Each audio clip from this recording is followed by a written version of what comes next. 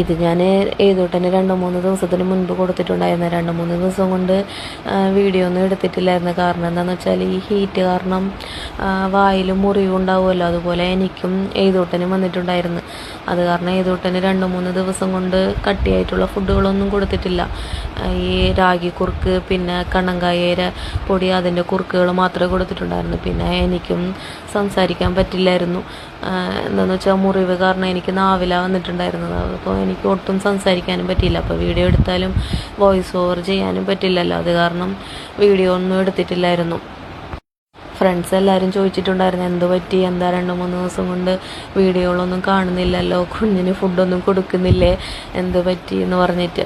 അപ്പോൾ ഇതാണ് റീസൺ. എനിക്ക് സംസാരിക്കാൻ പറ്റാത്ത കാരണമാണ് വീഡിയോ ഒന്നും ഇടാത്തത്. ഏതോട്ടനെ കഴിഞ്ഞ 24-ാം തീയതി ആയപ്പം 7 മാസമായി. ചെറിയ കുറുമ്പുകളൊക്കെ തുടങ്ങിയിട്ടുണ്ട്. ഏതോട്ടൻ ഇത്ര ദിവസവും വലിയ കുറുമ്പുകളൊന്നുമില്ല.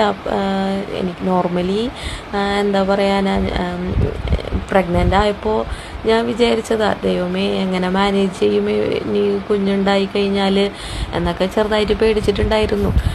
പക്ഷേ ജനിച്ച് കഴിഞ്ഞപ്പോൾ ഏതോട്ടൻ വലിയ വാശി, അങ്ങനത്തെ കരച്ചിലോ ഒന്നുമില്ല. ഒന്നിനും കരച്ചിലുമില്ല, വാശിയില്ല, ഒന്നുമില്ലായിരുന്നു.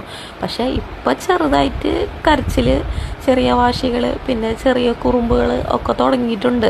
ഇപ്പോൾ ഇതൊട്ട് എൻ്റെ മൈൽ സ്റ്റോൺ എന്താണെന്ന് വെച്ചാൽ എണീറ്റ് നിന്നിട്ട് എന്തെങ്കിലും പിടിച്ചിട്ട് നടക്കാൻ തുടങ്ങുക. 6 മാസത്തിൽ തന്നെ ഏതോട്ടനെ എണീറ്റ് നിന്നു.